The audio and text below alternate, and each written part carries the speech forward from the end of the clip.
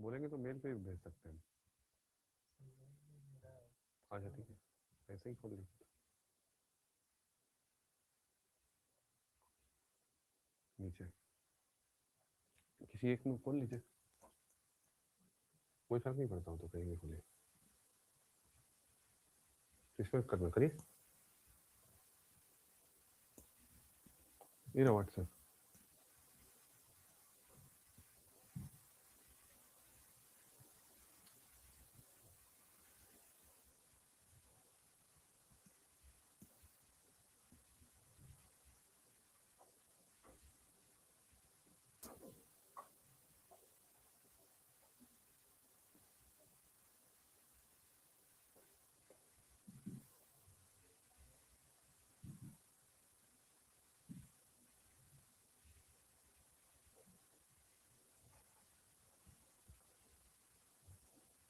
चालू कर रहे हैं क्लास, रुक जाओ 2 मिनट। पेपर संडे को पेपर आया था ना, students in Q.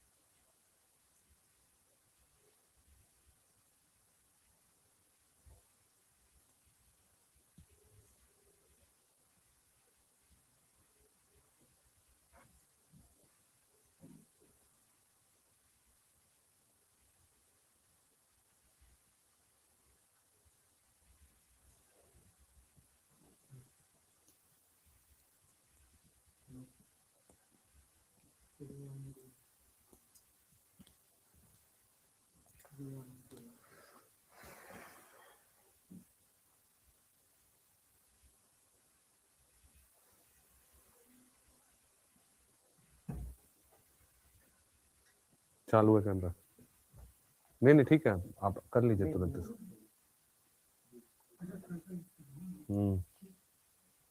Paper paper चाहिए, पेपर।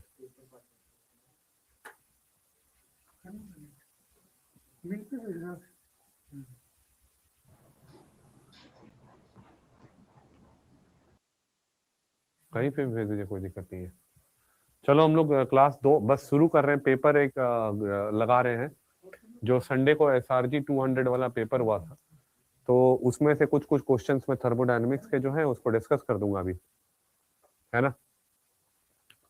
और कहाँ कहाँ करेक्शन हुआ वो भी बता दूंगा तुमको।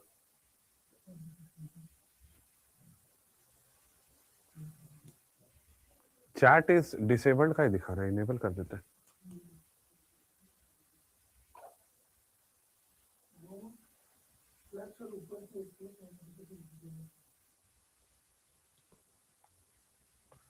नहीं नहीं नहीं, आप करिए जल्दी से, यहाँ पे टाइम बहुत हो गया है।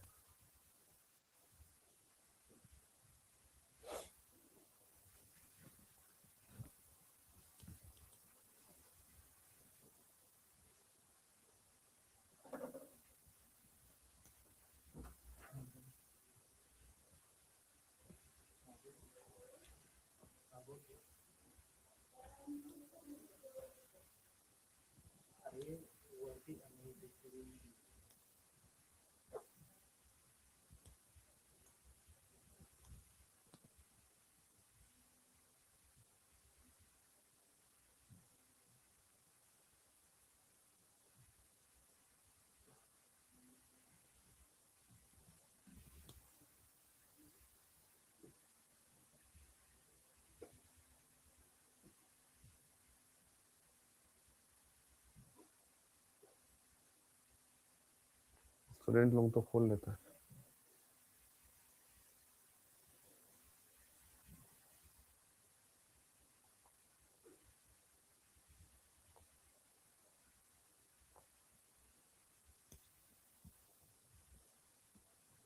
Good afternoon. हाँ, स्क्रीन विजिबल नहीं है, रुको ना एक सेकंड, बस वो पेपर लगा रहा है एक्चुअली। वो पेपर लगाते ही मैं चालू कर लूंगा। मेरा आवाज आ रहा है ना सबको? एक बार लिख दो तो चेक पे। आवाज आ रहा है मेरा? हाँ ठीक है, ठीक है। हाँ ठीक ठीक ठीक, थैंक यू थैंक यू।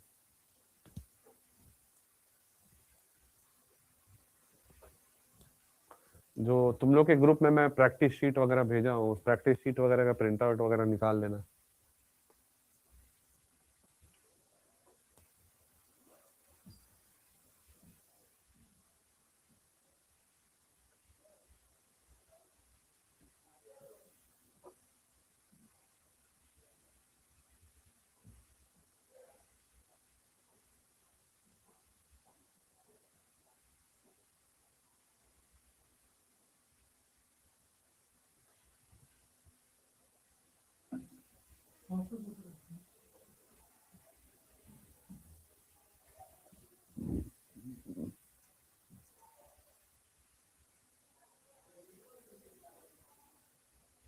नहीं, फिर यहाँ वाईफाई कम पड़ जाएगा क्या?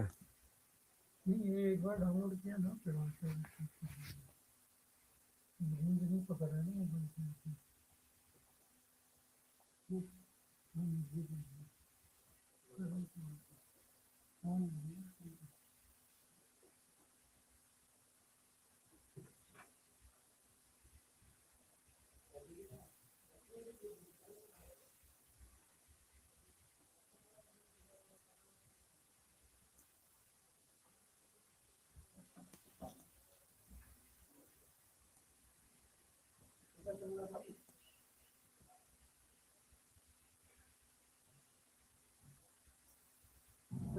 काम किया तो हुआ सेटिंग का।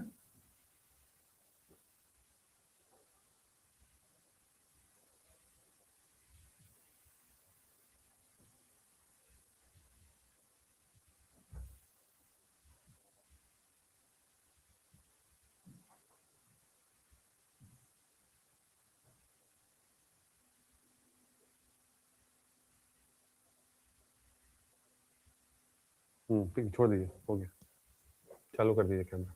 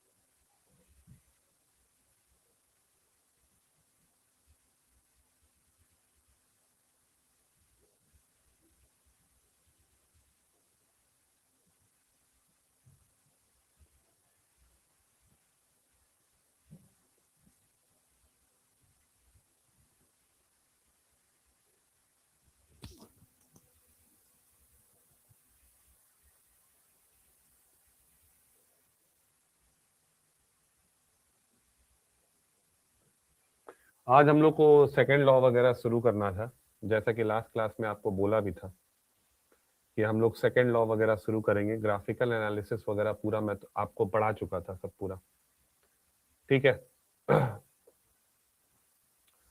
तो सेकंड लॉ शुरू करना है, लेकिन सेकंड लॉ शुरू करने से पहले पेपर डिस्कशन करेंगे। तो पेपर में कुछ अच्छा क्वेश्चन है वो भी डिस्कस करते हुए मैं चलूंगा अभी फिलहाल। उसके अलावा प्रैक्टिस शीट में आपके ग्रुप में डाला हूं, जिसमें काफी अच्छा अच्छा क्वेश्चंस और थ्योरीज है जो कि सॉल्व प्रॉब्लम के तौर पे भी है वहां पे।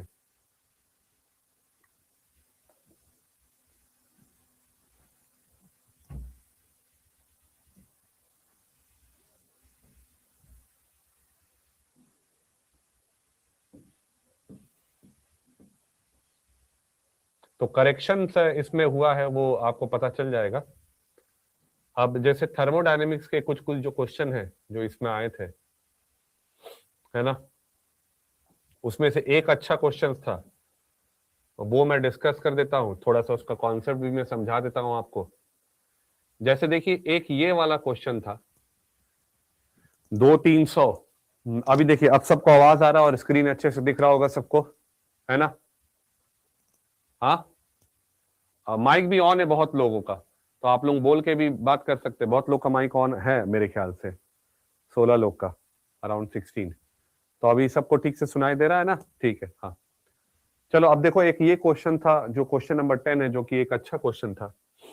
तो ये पेपर 1 में था। तो पेपर 1 में अगर आपको कोई डाउट है तो आप पूछ सकते हैं, तो एक दो डाउट में क्लास में ले सकता हूँ इसका, और फिर मैं करेक्शन भी आपको इसमें बता दूंगा कि क्या करेक्शन हुआ है इसमें। तो 2-300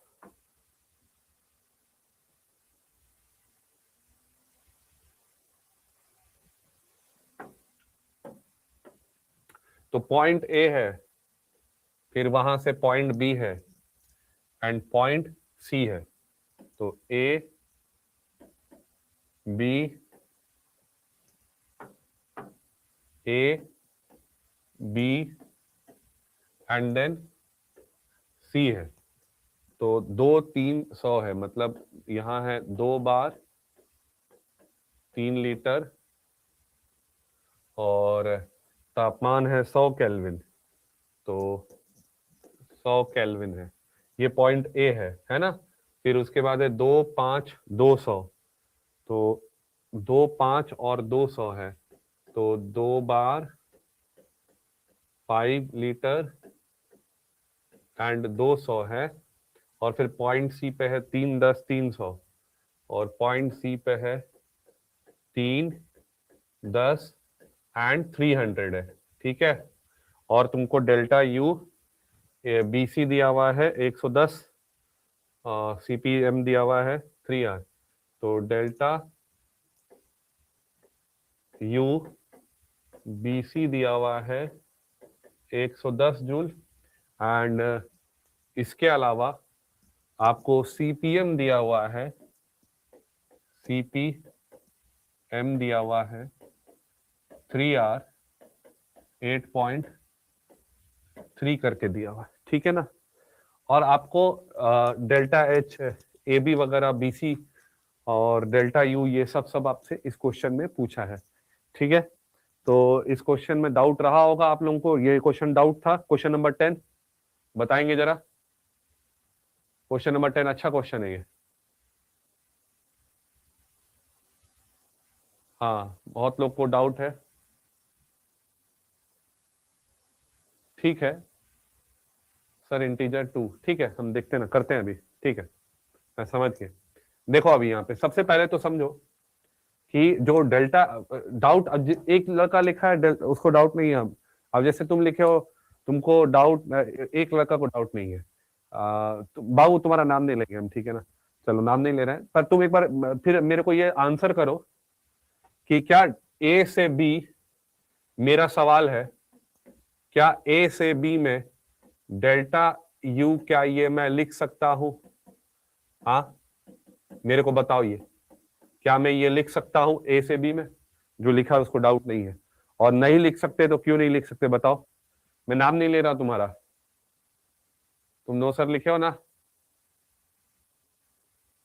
बताओ, क्या ए से बी में मैं डेल्टा यू ए बी लिख सकता हूं, एनसीवीएम डेल्टा टी? जवाब दो यार। Sir yes. अच्छा तुम लोग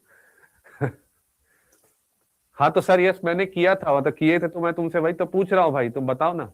नो बिकॉज, तो नहीं लिख सकते, और क्यों नहीं लिख सकते हैं? आइडियल गैस में तो लिख देते हैं, तो रियल गैस में क्यों नहीं लिख सकते हैं बताओ?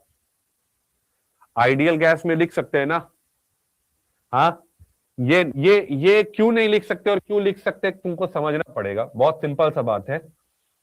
ये देखो पहला बात, क्या दिक्कत है इसको समझिए अच्छे से, कि आप रियल गैस की बात कर रहे हैं। किसकी बात कर रहे हैं? रियल गैस की बात कर रहे हैं, ठीक है ना? तो आप जब ए से बी गए, तो ए से बी आप जब गए तो वो कांस्टेंट प्रेशर प्रोसेस है। तो जब कांस्टेंट प्रेशर प्रोसेस होता है तो उस केस में जो डेल्टा एच होता है, delta H Q P delta H, वो आपका होता है N CPM delta T, constant pressure.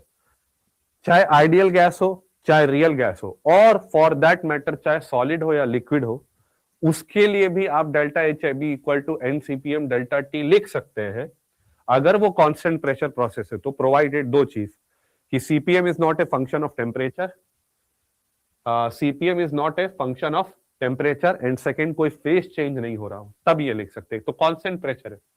पर क्या यहां पे डेल्टा यू ए बी को तुम एन सीवीएम डेल्टा टी लिख सकते हो? नहीं लिख सकते बाबू, ये नहीं लिख सकते।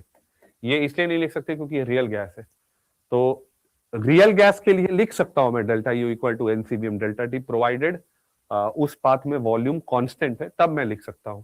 सो देयरफॉर यहां पे आपका आएगा सीपीएम कितना है, 3R दिया हुआ है ना, तो 3 इंटू 8.3 और डेल्टा टी आपका 100 है, 100। So it becomes 2490 joule. ठीक है, पहला ये हो गया, आसान था ये।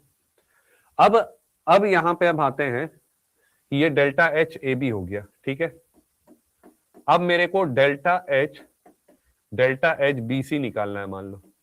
तो अब डेल्टा एच बी सी तुमको निकालना, तो क्या वहां पे एनसीपीएम डेल्टा टी लिख सकते हो? नहीं लिख सकते। अगर आइडियल गैस होता तो लिख सकते हैं, लेकिन क्योंकि आइडियल गैस नहीं है, सो देयरफॉर तुम नहीं लिख सकते हो। तो क्या फिर लिखेंगे? तो H equal to E plus P V होता है। सो ये हो जाएगा delta U B C plus delta of PV हो जाएगा। So this is 110 plus P2V2 minus P1V1। तो ये कितना हो गया?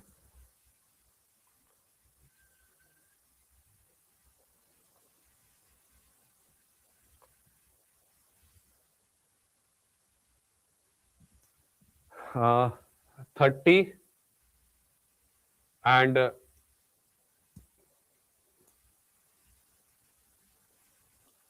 20 हो गया ना।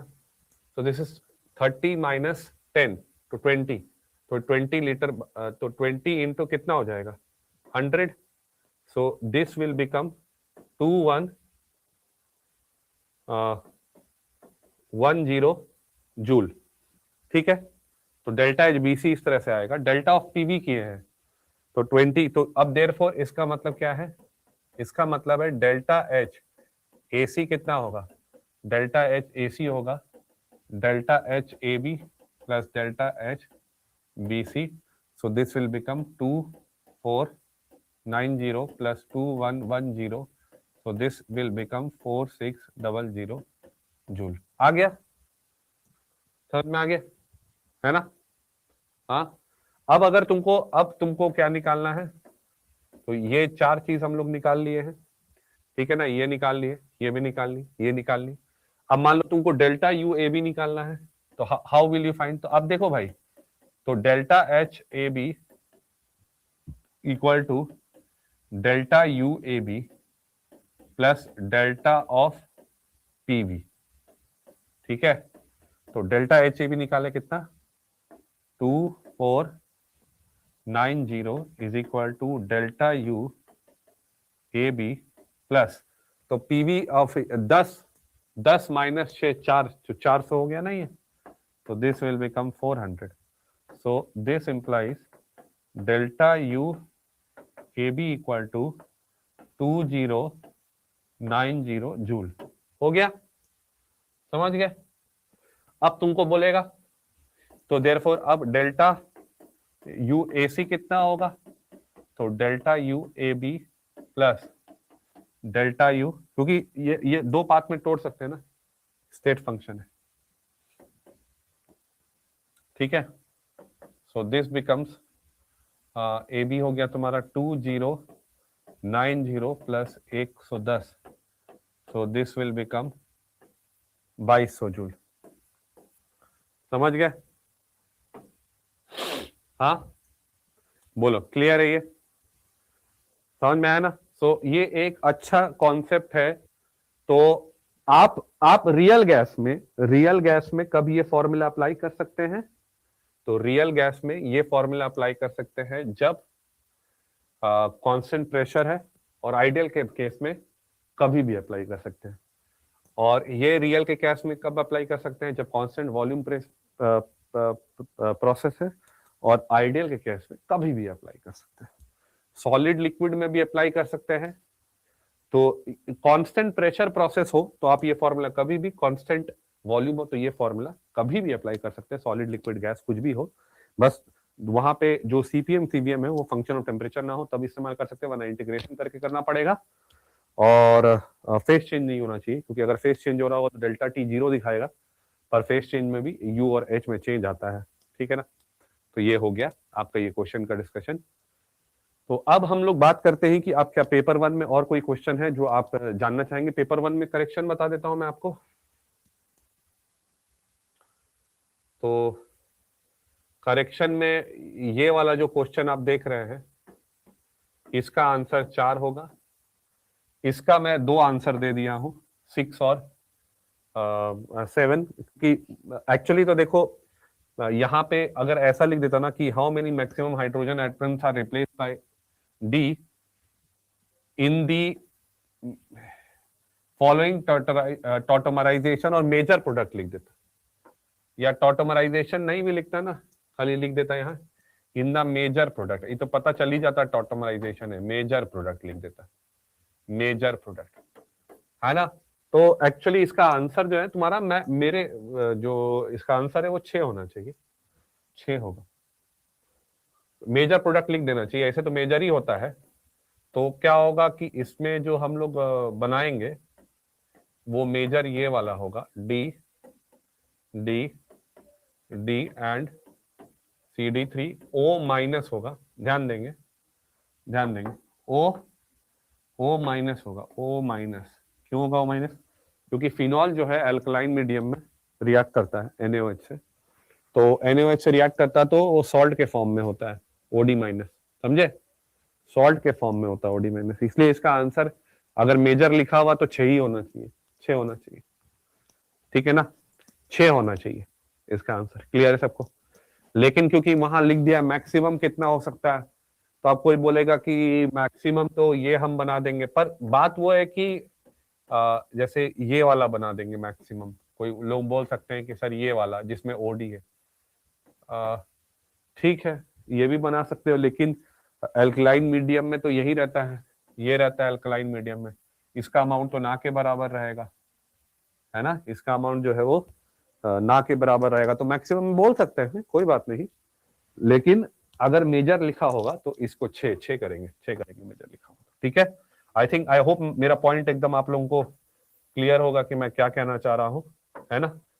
तो इसमें मेजर अगर लिखा हुआ है तो मेजर लिखे होने पे आपको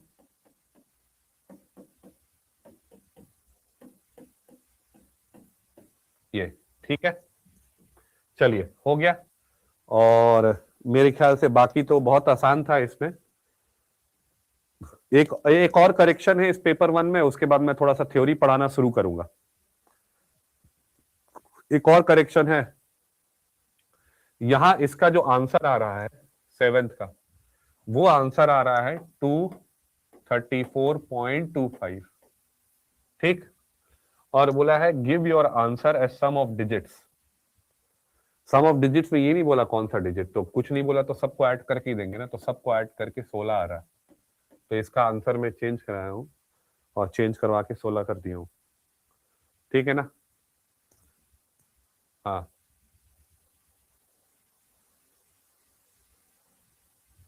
अरे यार मैक्स के हिसाब से तुम फिर मैक्स, मैं क्या बोल रहा हूं, मैं तुमको बोल रहा हूं कि जो मेजर प्रोडक्ट बनेगा, तो अगर तो मेजर प्रोडक्ट में फिनॉक्साइड आयन के फॉर्म में होगा ना। ओडी वाले का फाइनल आंसर 2 दिया हूं, मैं बोला तो 6 और 7 दोनों करवाया हूं, और जनरली मेजर ही दिया रहता है एग्जाम में।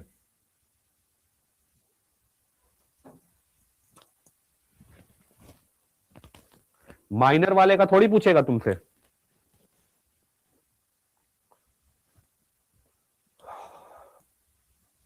चलो इस पेपर में कुछ पूछना है पेपर 1 में, फिर मैं पढ़ाना शुरू करूंगा। है किसी को कुछ? चाहे तो आप लोग माइक वगैरह भी ऑन कर सकते हैं। या क्वेश्चन 6 तो आसान है ना, वो थर्मोडायनेमिक्स वाला ही क्वेश्चन है। अगेन 2 लीटर 2 लीटर, तो डेल्टा यू क्या हो जाएगा? डेल्टा यू हो जाएगा एन सीवीएम डेल्टा टी, और फिर डेल्टा एच क्या होगा? Delta U plus delta of PV, और वॉल्यूम कांस्टेंट है तो delta U plus V of delta P हो जाएगा। तो खाली अब delta U N CVM delta T है, एन सीवीएम डेल्टा टी करके निकाल ले भाई। डेल्टा टी तो ऐसे ही पता चल रहा है कि 5 है, 50 है, तो 50 इंटू 20 इंटू 10, तो 50 इंटू 20, 10 इंटू 20 इंटू 50 हो गया, आ गया। And v into delta P कर ले फिर, और डेल्टा पी निकाल ले, P2 माइनस P1 बन जाएगा तुरंत। समझ गया? समझ गया ना? डेल्टा पी क्या है? P2 माइनस P1, तो वंडरवॉल इक्वेशन का यूज करके निकाल लो यार P2 माइनस P1। थोड़ी उसमें ए तो ऐसे भी नहीं है, यहाँ पे कोई टेंशन ही नहीं है इसमें तो करने में। P2 माइनस P1 तुरंत हो जाएगा। क्या होगा? P2 NR T2 by V minus NB, और वहां हो जाएगा NR T1 V minus NB। NR और V माइनस NB कॉमन हट जाएगा, तो डेल्टा पी शायद 25 आ जाता है आंसर। पेपर 2 बाद में डिस्कस करेंगे, अभी हम पेपर 1 का कर दिए जो हमको करना था, है ना? तो हो गया। तो 3 करेक्शन करवाया हूं मैं, जैसा बताया मैं 3 करेक्शन इसका हो चुका है, मैं भेज चुका हूं। आज या कल में हो ही जाएगा करेक्शन। मैं पूछा भी था ऐसे करेक्शन हो गया क्या?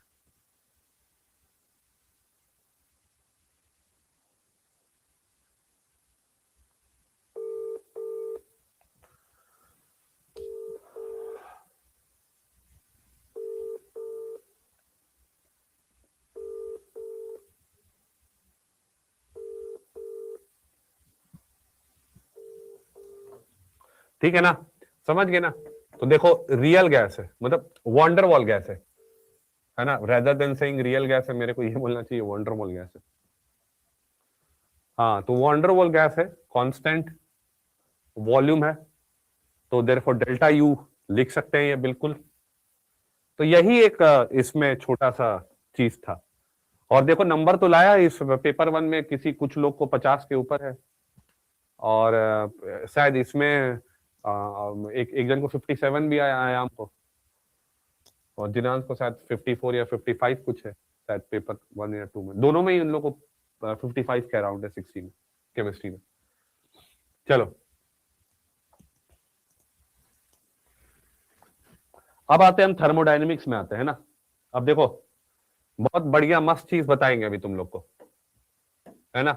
और आज हम तुम लोग को शीट वगैरह दे दिए, शीट वगैरह दे दिए प्रैक्टिस के लिए। अब जो पिछले क्लास में हम ग्राफ समझाए थे वो भी आज भेज देंगे तुम लोग को। क्या हुआ? नहीं हुआ सर, ऐप पे नहीं दिखा रहा है। नहीं यार, वो व्हाट्सएप ग्रुप में डाल दिए, मिल गया ना पेपर? प्रैक्टिस शीट डाले व्हाट्सएप ग्रुप में, मिला है कि नहीं? हाँ या ना बताओ, जल्दी बताओ, जल्दी बताओ। यस सर, हाँ मिल गया, ठीक है। तो सब देख लेना। करेक्शन की बात, अच्छा नहीं हुआ, अच्छा ठीक है, वो हो जाएगा यार, अभी हो जाएगा, आज कल में हो जाएगा, चिंता मत करो।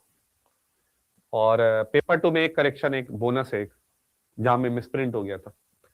देखो अब सेकेंड लॉ समझो, तब जब तक नहीं समझोगे तब तक कि कैसे सेकेंड लॉ है और क्या है, तुम चीजों को पकड़ नहीं पाओगे। देखो फर्स्ट लॉ क्या चीज से डील करता है? फर्स्ट लॉ डील करता है एनर्जी चेंजेस से, ठीक है ना?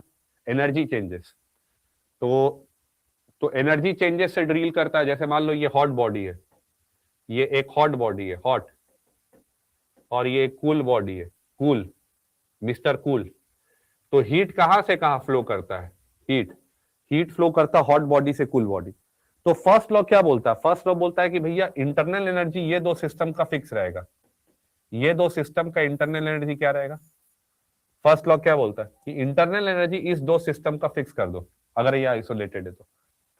पर फर्स्ट लॉ ये नहीं बताता है कि why heat is flowing from hot to cool, why so, why not ऐसा कभी देखे हो कि कूल सिस्टम से हॉट सिस्टम में हीट फ्लो कर जाए विदाउट एनी चेंज एल्सवेयर, मतलब सिर्फ और सिर्फ एक ही प्रोसेस हो रहा हो कि कूल बॉडी से हॉट बॉडी में हीट ट्रांसफर हो जाए, ऐसा नहीं होता है।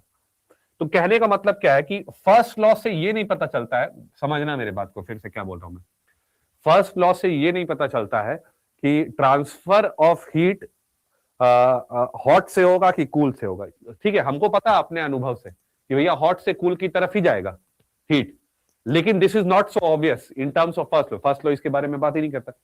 Now the most important part was कि to check for the feasibility of a chemical reaction or a physical process or some process, तो किसी भी प्रोसेस या रिएक्शन की फिजिबिलिटी को चेक करना एक चैलेंज था, और उस चैलेंज को ओवरकम करने के लिए आया कौन सा, सेकेंड लॉ।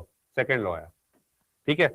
लेकिन सेकेंड लॉ आने से पहले, सेकेंड लॉ आने से पहले स्लॉट पहले क्या सोचा कि, पहले ऐसा सोचा कि शायद उस डायरेक्शन में स्पॉन्टेनियस है, शायद उस डायरेक्शन में स्पॉन्टेनियस है जिस डायरेक्शन में डेल्टा एच जो रिएक्शन का है, सिस्टम का जो डेल्टा एच है नेगेटिव है, तो उस डायरेक्शन में स्पॉन्टेनियस होगा। जैसे कंबशन ऑफ फ्यूल है ना, तेल वगैरह का जलना, एसिड बेस रिएक्शन होना, तो ये सब कैसा है, हाईली एक्सोथर्मिक है। तो पहले ऐसा सोचा कि जिस डायरेक्शन में रिएक्शन एक्सोथर्मिक है उस डायरेक्शन में वो स्पॉन्टेनियस है, ऐसा सोचा पहले। लेकिन फिर अगर मैं मान लो रूम टेम्परेचर पे यहां एक आइस का ब्लॉक रख दूं, आइस का ब्लॉक रख दूं, और अभी रूम टेम्परेचर पता नहीं यहां पे कितना होगा, मेरे ख्याल से यहां पे अभी जैसा मेरे को फील हो रहा है तो हो सकता है 28 या 25 डिग्री है, 26 डिग्री में भी हो सकता है, होगा यहाँ तापमान। तो अभी क्या है कि ये तुरंत पिघल जाएगा इस तापमान में, आइस पूरा मेल्ट होकर क्या बन जाएगा इस तापमान में, वाटर बन जाएगा, है ना। और ये प्रोसेस कैसा है, 28 डिग्री सेल्सियस पे जो H2O सॉलिड है वो तो तुरंत किस में कन्वर्ट हो जाएगा, H2O लिक्विड में हो जाएगा 28 डिग्री सेल्सियस पे, 28 डिग्री सेल्सियस पे। ये प्रोसेस कैसा है, ये प्रोसेस एंडोथर्मिक है प्रोसेस माय डियर फ्रेंड, और एंडोथर्मिक होने के बाद भी ये स्पॉन्टेनियस है। मतलब हम जो लॉजिक दे रहे थे पर से that in that direction reaction is spontaneous, जहां पे it is exothermic, वो गलत हो गया, वो सरासर गलत हो गया, है ना। तो ये वाला तो नहीं चलेगा, एटा चलवे ना दादा, तो ये नहीं चल पाएगा भाई, समझ रहे हो, है ना। तो therefore फिर आया सेकेंड लॉ, बोला क्या है, तो भाई ऐसा है उस डायरेक्शन में स्पॉन्टेनियस होगा, गौर से सुनना है ना, उस डायरेक्शन में स्पॉन्टेनियस होगा। स्पॉन्टेनियस का मतलब क्या होता है, जो नेचुरली एक डायरेक्शन में होता है, और नॉन स्पॉन्टेनियस क्या होता है, जो खुद से नहीं होता, एक्सटर्नल हेल्प चाहिए होता है। जैसे मान लो तुमको पानी चढ़ाना ऊपर टंकी में, अपार्टमेंट में होता है ना, यहाँ अपार्टमेंट में लोग रहते हैं, छोटा छोटा फ्लैट होता है ना, छोटा छोटा फ्लैट होता है, एकदम छोटा छोटा, बाप रे 2 BHK यहाँ पे 800 square feet, 3 BHK 1100 square feet में फ्लैट बन जाता है। छोटा छोटा फ्लैट्स में रहते हैं और ऊपर पानी चढ़ाते हैं जो टंकी में, तो टंकी में पानी चढ़ाते हैं तो पानी तो एक्सटर्नली हेल्प से चढ़ता है, खुद से तो चढ़ता नहीं है बाबू पानी। तो कहने का मतलब क्या है, स्पॉन्टेनियस, अच्छा पानी ऊपर से नीचे खुद गिरता है, नहीं, पानी ऊपर से नीचे खुद गिरता है, लेकिन नीचे से ऊपर जाता नहीं है। एनर्जी ऑफ कंजर्वेशन तो दोनों में ही लगा सकते हैं, लगाने का ऐसे तो। एनीवेज मेरा पॉइंट क्या है, मेरा पॉइंट ये है कि what is second law of thermodynamics. So second law of thermodynamics से उस डायरेक्शन में स्पॉन्टेनियस होगा। और देखो तुमको जब भी कोई रिएक्शन, या स्टूडेंट कैन क्या लिखा, अच्छा हाँ, तो तुमको जब भी कोई रिएक्शन या जब भी कोई चीज चेक करना है ना कि किस डायरेक्शन में फिजिबल है, सो द बेस्ट हमेशा अपने दिमाग में एक ही चीज लाना, second law second law second law और सेकंड लॉ। आधा से ज्यादा थर्मोडायनेमिक्स जो है सेकंड लॉ पे शुरू होता है, सेकंड लॉ पे खत्म होता है। मतलब बोलते हैं ना, तेरे नाम से शुरू तेरे नाम पे खत्म, तो वही है सेकंड लॉ बाबू, तेरे नाम पे शुरू और तेरे नाम पे खत्म। तो सेकंड लॉ क्या बोलता है, अब सेकंड लॉ को समझने से पहले वो एक छोटा सा बात बोल रहा है। सेकंड लॉ क्या बोल रहा है कि उस डायरेक्शन में स्पॉन्टेनियस होगा, बस समझो एक ही चीज, और उसके बाद मैं सीधे एंट्रोपी कैलकुलेशन पे जाऊंगा और चीजों को फिर, क्योंकि यहीं से सब चीज कनेक्ट करूंगा मैं, उस डायरेक्शन में चीजें स्पॉन्टेनियस होगी, उस डायरेक्शन में जिस डायरेक्शन में ये बढ़ रहा है ग्रेटर देन 0, वो डायरेक्शन स्पॉन्टेनियस है या इरिवर्सिबल, जैसा भी बोल लो, उस डायरेक्शन में स्पॉन्टेनियस है। मतलब क्या है कि अगर रिवर्सिबल है, अच्छा रिवर्सिबल में ना लोग थोड़ा सा वो गलत समझ जाते हैं, वो उनको केमिकल इक्विलिब्रियम वाला रिवर्सिबल नहीं बोल रहे हैं। अगर कोई रिवर्सिबली प्रोसेस कैरिड आउट किया जा रहा है, मतलब कौन सा रिवर्सिबल, सच दैट कि जिसको स्मॉल चेन से भी रिवर्स किया जा सके, वो रिवर्सिबल का बात कर रहा हूं मैं, है ना। तो डेल्टा एस सिस्टम जो है, डेल्टा एस सिस्टम, ठीक है, तो delta S system plus delta S universe greater than 0, और अगर रिवर्सिबल मैनर में हो रहा तो इक्वल टू 0, ठीक है। अब हम आएंगे फिर एंट्रोपी का डेफिनेशन पे आएंगे। तो क्या बोला है कि in an isolated system, isolated system क्या होता है, वो सिस्टम जिसका कोई मैकेनिकल या थर्मल कांटेक्ट नहीं होता सराउंडिंग के साथ, वो होता है आइसोलेटेड सिस्टम, है ना। यानी जो ऐसा सिस्टम जो सराउंडिंग पे या सराउंडिंग उस पर वर्क नहीं कर सकता, और सराउंडिंग या सराउंडिंग से वो हीट नहीं ले सकता, तो उसका एंट्रोपी क्या होगा in the course of A spontaneous process, entropy उसका क्या होगा, इंक्रीजेस। इन अदर वर्ड्स क्या बोल रहा है कि आइसोलेटेड सिस्टम का या तो एंट्रोपी कांस्टेंट रह सकता है या तो बढ़ सकता है, पर घट नहीं सकता। अब यही से हम लोग शुरुआत करते हैं एंट्रोपी का, जो कि बहुत इंपॉर्टेंट है, और एंट्रोपी कैलकुलेशंस वगैरह भी फिर मैं आपको दिखाऊंगा। तुरंत थोड़ा सा इसको कर लेते हैं। तो क्या बोलता है कि DS small change in entropy, DS system, वो कैसे डिफाइन किया गया, small change in value of entropy, DS system is nothing but dq along the reversible path by t। ये डेफिनेशन होता है, ds system is equal to dq reversible obviously system by t, dq reversible system by t, ये होता है entropy, entropy का definition होता है। ठीक, इंटीग्रेशन का साइन ले लेते हैं दोनों तरफ। तो अगर तुम इंटीग्रेशन का साइन ले लोगे तो ये हो जाएगा delta S system is equal to integral D Q reversible system by T. तो ये होता है सिस्टम का चेंज इन एंट्रोपी का कैलकुलेशन, ठीक है ना। अब यहाँ पे कुछ चीजें हैं जो मैं आपको बता देता हूं कि रिवर्सिबल पाथ, अब बहुत सारा सवाल है, देखो अब यहाँ पे रिवर्सिबल पाथ, इरिवर्सिबल पाथ, और ये सब क्यों लिखा हुआ, ये सब क्या है एग्जैक्टली, क्या कर रहे हो तुम। तो देखो यहाँ पे, तो जब तुम इंटीग्रेशन किए, पहले तो समझो कि देखो y is DS system is, अगर तुम देखोगे एट कांस्टेंट टी, अगर मैं लिखूं एट कांस्टेंट टी, तो is proportional to D Q reversible system, नहीं मतलब, अच्छा, या फिर ये बोल सकते हैं कि DS is somewhat related to heat and not related to work. मतलब एक तरीके से अगर हम लोग देखें वहां पे, तो क्योंकि work is related to ordered motion and heat is related to random motion, इसलिए देखते हैं कि जो डीएस है that is directly related to heat and not work, पहला पॉइंट, ठीक है। दूसरा पॉइंट, अगर मैं यहां देखूं तो जो डीएस सिस्टम है, DS system that is inversely proportional to T है ना। अब वो ऐसा क्यों है, क्योंकि कम टेम्परेचर है, अगर मान लो तापमान कम है, तो तापमान कम है तो क्या होता है, तापमान अगर कम है, टेम्परेचर अगर कम है, तो कम टेम्परेचर पे जब तुम सर्टेन अमाउंट ऑफ हीट देते हो, मान लो 1 जूल हीट दिए और तापमान अभी कम है, तो जो चेंज इन एंट्रोपी होगा, वो ज्यादा होगा कंपेयर टू हायर टेम्परेचर में तुम 1 जूल दिए। क्यों, क्योंकि हायर टेम्परेचर में ऑलरेडी एंट्रोपी रैंडमनेस जो है या फिर एंट्रोपी जो है वो काफी ज्यादा है, तो वहां से तुमको और बढ़ाने में ज्यादा दिक्कत लगेगा, ज्यादा हीट लगेगा बेसिकली। तो इनवर्सली प्रोपोर्शनल का मतलब ये नहीं होता है कि टेम्परेचर, ये नहीं बोल रहा है कि टेम्परेचर बढ़ाएंगे तो एंट्रोपी घट रहा, वो नहीं बोल रहा है, ये चेंज इन एंट्रोपी है, डीएस सिस्टम है। यानी ये बता रहा है कि लो टेम्परेचर पे चेंज इन एंट्रोपी ज्यादा होगा for same amount of heat compare to high temperature पे जो एंट्रोपी चेंज होगा for same amount of heat. ये बात कह रहा है, ये समझ में आया ना क्या कह रहा है। तो this is what it is saying, ठीक है। फिर अगला आते हैं कि why reversible path is taken.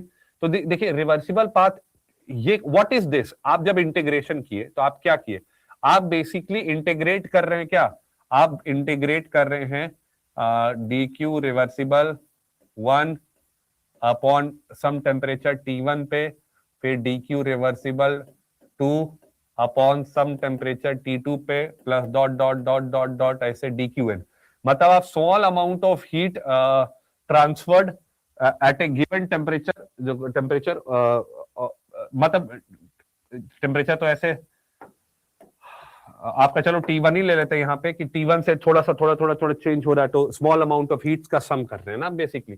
तो अब क्या कि अगर इरिवर्सिबल पाथ लेंगे तो इरिवर्सिबल पाथ में क्या होता है, temperature her point of time पे जनरली नोन नहीं हो पाता है। इरिवर्सिबल पाथ में temperature her point of time पे नोन नहीं हो पाता है इरिवर्सिबल पाथ में, है ना। क्या क्लॉसियस इनइक्वालिटी का लिखता है।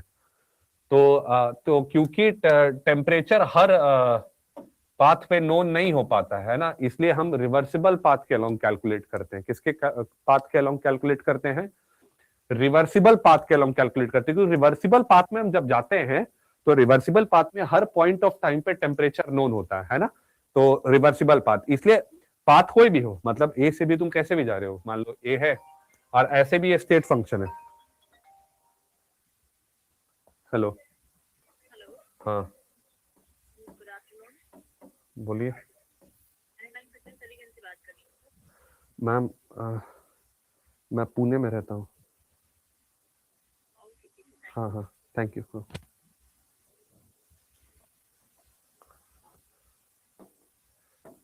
हाँ, तो अब जैसे ये इरिवर्सिबल पाथ है और ये रिवर्सिबल पाथ है, तो कैलकुलेशन रिवर्सिबल पाथ से करेंगे। इमेजिनरी रिवर्सिबल पाथ एक मान लेंगे, तो तुम जाब कैसे भी रहे हो उससे अच्छा फर्क क्यों नहीं पड़ता? क्योंकि फर्क इसलिए नहीं पड़ता क्योंकि डेल्टा एस ए बी जो रिवर्सिबल पाथ के अलोंग होगा, वही delta S A B irreversible path के अलोंग होगा। समझ गए? तो ये पूरा फंडा था। हो गया ये पूरा फंडा क्लियर? अब हम जाएंगे किस पे कि how do you calculate entropy of surrounding, delta S surrounding. ये तो सिस्टम हो गया डेफिनेशन। तो देखो बाबू, ऐसा है कि डेल्टा एस सराउंडिंग का तो कोई दिक्कत ही नहीं है ना। This will anyways be Q surrounding by T, बड़े आराम से। क्यों? क्योंकि सराउंडिंग जो है वो इनफाइनाइट सोर्स है या इनफाइनाइट सिंक है बेसिकली, है ना। क्या है वो? इनफाइनाइट सोर्स बोल लो या इनफाइनाइट सिंक बोल लो, तो उसका जो टेम्परेचर है वो टेम्परेचर तो कांस्टेंट है, वो टेम्परेचर तो कांस्टेंट है। तो यहाँ कोई रिवर्सिबल और इरिवर्सिबल का तो फंडा का जरूरत है ही नहीं, क्योंकि सराउंडिंग इज इनफाइनाइट सिंक की तरह बिहेव करता है या इनफाइनाइट सोर्स की तरह बिहेव करता है सराउंडिंग। तो देयरफॉर यहाँ पे कोई रिवर्सिबल का लफड़ा ही नहीं है, और टी को इंटीग्रेशन में वो सब का दिक्कत ही नहीं है, टी कांस्टेंट है सराउंडिंग का भैया। तो delta S surrounding equal to Q surrounding by T हो जाएगा। तो यहाँ पे उस सब का झंझट नहीं है। तो यहाँ पे खाली हम लोग को देखना है कि delta S system equal to integral D Q reversible system by T. ठीक है, चलो बहुत हो गया ये सब बात, पूरा कॉन्सेप्ट वगैरह समझा दिए हैं। अब तुम लोग को थोड़ा सा बोलोगे तो ऐसे तो हम देखो यार क्वेश्चन वगैरह भी करा सकते हैं तुरंत, लेकिन जहां तक हमको पता है कि थोड़ा कॉन्सेप्ट तो बताना ही पड़ेगा। क्वेश्चन तो हम करवा ही देंगे, उसमें क्या है, मेन तो इसमें कॉन्सेप्ट होता है, क्वेश्चन वगैरह तो बनता ही है फिर उसके बाद। चलो अब देखो डेल्टा एस जो हम लोग कैलकुलेट करते हैं, जो डेल्टा एस कैलकुलेट करते हैं वो डेल्टा एस सिस्टम, अरे यार क्या एकदम,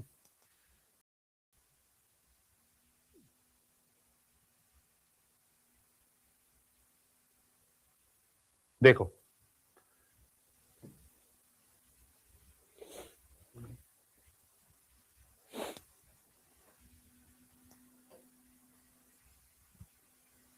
देखो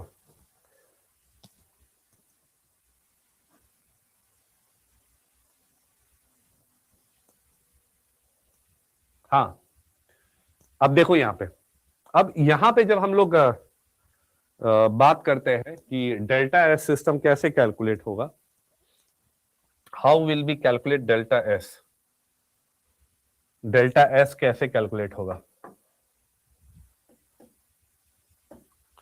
डेल्टा एस कैसे कैलकुलेट होगा। देखो बाबू, delta S for ideal gas, पहले आइडियल गैस के लिए बात करते हैं ना, तो हम एक फॉर्मूला निकालते हैं, गौर से सुनना। वो फॉर्मूला कैसे निकालते हैं वो भी समझो तुम। वो फॉर्मूला तुम निकालते हो कुछ इस तरह से, ठीक है। तुम लिखते हो D Q equal to, derive करके नहीं दिखा रहे है ना, डिराइव करके नहीं दिखा रहे हैं तो टाइम वेस्ट होगा, तो हम सीधे आते हैं। देखो इधर देखो, तो ये फॉर्मूला आता है integral D Q reversible by T equal to N CVM integral T1 से T2 NR V1 से V2। अब देखो ये T2 माइनस T1 वाला टर्म है, ये T2 माइनस T1 वाला टर्म है। अरे क्या है भाई ये T2 माइनस T1 वाला टर्म, ये स्टेट फंक्शन, ये क्या है V2 माइनस V1 वाला टर्म है, मतलब ln V2 minus ln V1 वाला टर्म है। क्या है ये स्टेट फंक्शन, तो ये स्टेट फंक्शन है, ये स्टेट फंक्शन है, तो इसका मतलब क्या है कि इसको भी स्टेट फंक्शन होना चाहिए। सो देयरफॉर वहां से आया फिर एंट्रोपी के भैया ये एक स्टेट फंक्शन है, तो integral sorry dq by t is therefore a state function, therefore dq by t is a state function। तो dq by sorry not dq by t, so dq by t is basically some state function का ds हो गया, वो ds हो गया, तो s is state function entropy है ना, तो वहां से आए। अब जो ये फॉर्मूला तुम लिखते हो, क्या फॉर्मूला लिखते हैं हम लोग फॉर्मूला लिखते हैं NCVM T2 by T1, हम लोग लिखते हैं NCVM ln T2 by T1 plus NR ln V2 by V1, ये फॉर्मूला लिखते हैं हम लोग, लिखते हैं। ये फॉर्मूला किसके लिए लिखते हैं पहले समझ लो, ये हम लिखते हैं आइडियल गैस के लिए लिख रहे हैं, ideal gas undergoing a process, ideal gas undergoing a process, उसके लिए। रियल के लिए पूरा कैलकुलेशन अलग होता है, और रियल का पूरा कैलकुलेशन में पढ़ाया हूं, पूरा रियल गैस का मैथमेटिकल कैलकुलेशन कैसे क्या होता है वो सब भी मैं पढ़ाया हूं, ठीक है। लेकिन ये कब एप्लीकेबल है, देखो बारीकियों को जानना जरूरी है। ये तभी एप्लीकेबल है जब सीवीएम इज कांस्टेंट, बेसिकली तुम इंटीग्रेशन में सीवीएम को बाहर ले ली, तो ये कब एप्लीकेबल है, ये तभी एप्लीकेबल है जब CVM is not a function of temperature, वरना तुम उसको बाहर नहीं ले सकते तो, और ये फॉर्मूला फिर नहीं आता, ठीक है। चलो ये बात खत्म हो गया।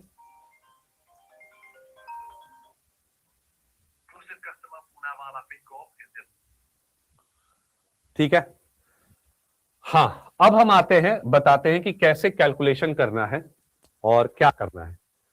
तो अब एक एक करके प्रोसेस लेते हैं, और उस प्रोसेस को लेते हुए हम लोग समझेंगे, ठीक है, और बहुत अच्छा से समझेंगे एक एक चीज को हम लोग।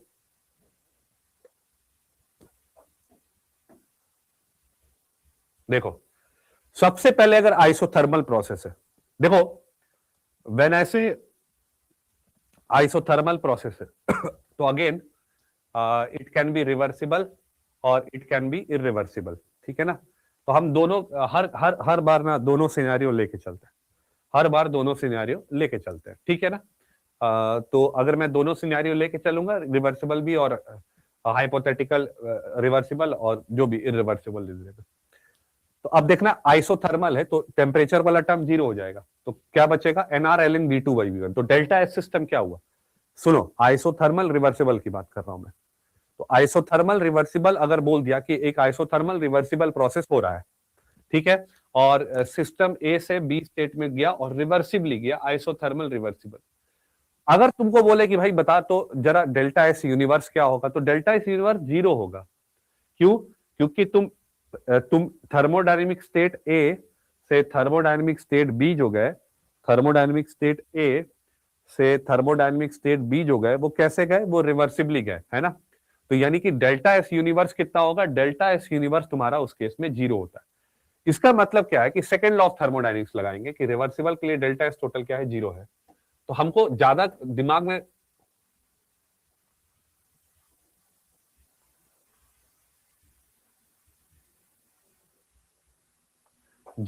में प्रेशर डालने का जरूरत नहीं है, सीधा सा बात है डेल्टा एस टोटल 0 होगा। तो आप जो सिस्टम का कैलकुलेट किए ना, सिस्टम का जो कैलकुलेट किए, सीधे सराउंडिंग के लिए क्या कर देना है, 0।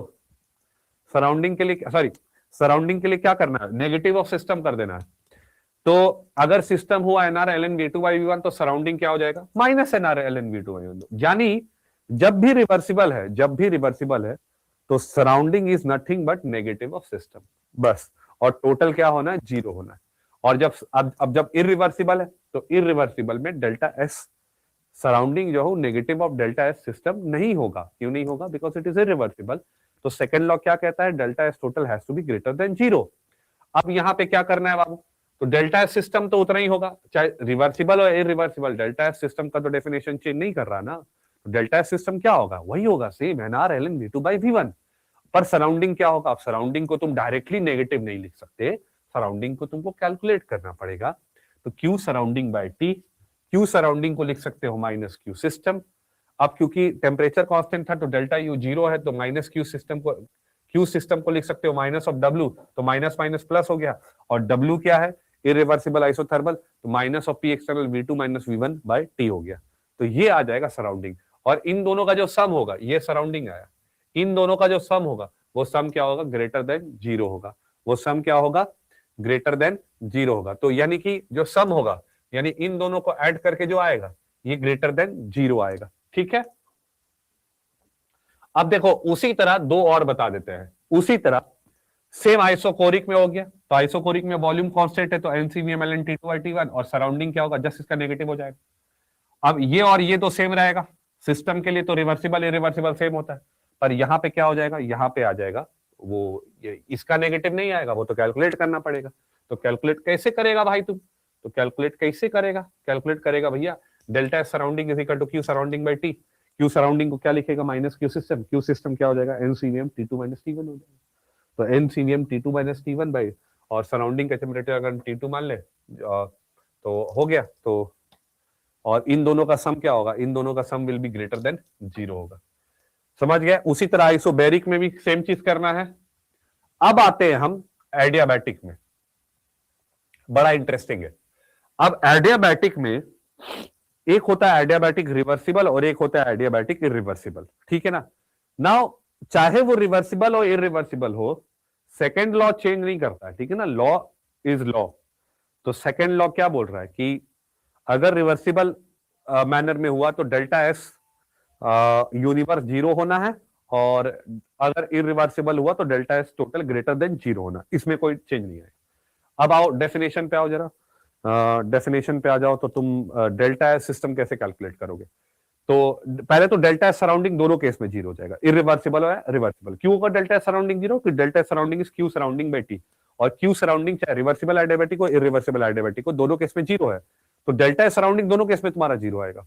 लेकिन जो डेल्टा एस सिस्टम है उसको कैलकुलेट करके अगर देखें हम लोग डेल्टा एस सिस्टम, तो NCVmLn T2/T1 plus NRln V2/V1। Now reversible adiabatic में T1 V1 to the power gamma minus 1 equal to T2 V2 power gamma minus 1। तो जब तुम इसको पुट करते हो T2/T1 को इस तरह से, तो ये कैंसल आउट होकर दोनों तरफ का टर्म ये जीरो आ जाता है, delta S system, delta S system zero आ जाता है। और आना भी चाहिए था, अच्छा बिना कैलकुलेट किए भी हम ऐसे ही बोल सकते थे, क्यों भैया, रिवर्सिबल है तो डेल्टा एस यूनिवर्स जीरो होना है। अब डेल्टा एस यूनिवर्स जीरो होना है तो डेल्टा एस सराउंडिंग जीरो है, तो देयरफॉर डेल्टा एस सिस्टम भी जीरो होगा, सेकंड लॉ, ऐसे भी बोल सकते थे। अब इस केस में डेल्टा एस सराउंडिंग तो जीरो ही होगा, वो तो 100% है irreversible. But in this case ये वाला टर्म जीरो नहीं होगा, ये वाला टर्म। अच्छा क्यों नहीं होगा, क्योंकि यहां पे जो तुम इक्वेशन का इस्तेमाल किए T1 V1 to the power gamma minus 1 equal to T2 V2 power gamma minus 1, और ये इस्तेमाल करते हैं एडियाबैटिक रिवर्सिबल में, तो ये वाला जो इक्वेशन को यूज करके तुम इसको जीरो किए, कैंसल आउट किए और जीरो आ गया, वो इस केस में नहीं आएगा। क्यों नहीं आएगा, क्योंकि वो वहां पे इस्तेमाल नहीं होता रिवर्सिबल प्रोसेस के लिए गामा वाला रिलेशनशिप। सो देयरफॉर वहां पे जो डेल्टा एस सिस्टम आएगा वो सिंपली क्या आएगा, NCVmLn T2/T1 plus NRln V2/V1 ही रह जाएगा, which will be greater than zero.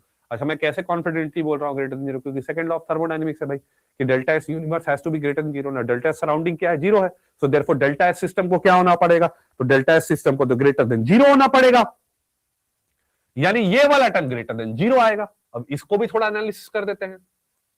तो यहां एक टेम्परेचर का टर्म है, एक वॉल्यूम का टर्म है, एक टेम्परेचर का टर्म है, एक वॉल्यूम का टर्म है। अगर एक्सपेंशन करोगे एडियाबैटिक, तो एक्सपेंशन करोगे एडियाबैटिक तो वॉल्यूम बढ़ेगा, लेकिन फिर क्योंकि एडियाबैटिक है तो वॉल्यूम जो बढ़ रहा है that will be at the cost of temperature, internal energy, यानी टेम्परेचर कम होगा, यानी वॉल्यूम बढ़ेगा और टेम्परेचर कम होगा, यानी वॉल्यूम बढ़ने की वजह से एंट्रोपी क्या हो रहा होगा, बढ़ रहा होगा, और टेम्परेचर कम होने की वजह से एंट्रोपी घट रहा होगा।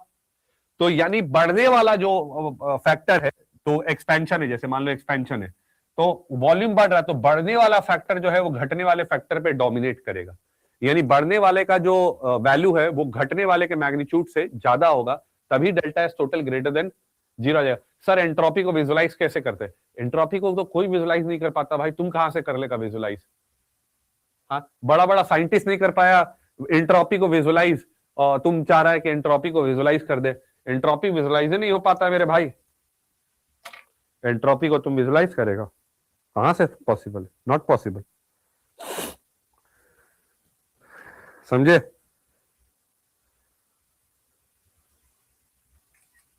अब तुमको नहीं समझ में आया कि entropy can not be visualised.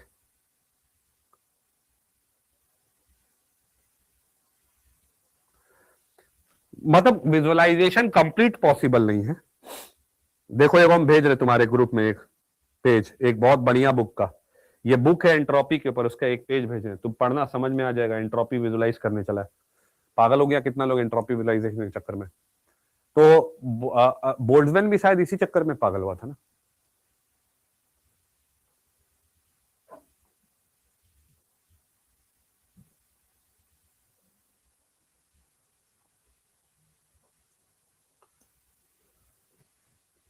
तो एंट्रोपी एक सर्टेन हद तक विजुअलाइज कर सकते हैं कि भाई सॉलिड से लिक्विड से गैस जा रहा है तो रैंडमनेस बढ़ रहा होगा, ज्यादा घूम पा रहा होगा। वॉल्यूम बढ़ रहा है तो ज्यादा जगह घूमने का मिल रहा होगा। मोल्स बढ़ रहा है तो ज्यादा एंटिटीज है, तो एंटिटीज ज्यादा है तो ज्यादा रैंडमनेस हो रहा होगा। तो आप कुछ हद तक चीजों को विजुलाइज कर सकते हैं, कुछ हद तक, लेकिन एंट्रोपी को कंप्लीटली विजुलाइज कर पाना तो असंभव है। असंभव बोलता ना एक वो यूट्यूबर, उसका नाम नहीं ले रहा हूं मैं, क्या तो मिनाती करके है, असंभव, मतलब वो संभव नहीं है ना। तो क्या तो मैं सोच रहा था, Boltzmann study of entropy, Boltzmann study on entropy, Boltzmann भी स्टडी कर रहा था। तो लुडविग बोले revolutionize the understanding by linking it to microscopic world through its famous formula.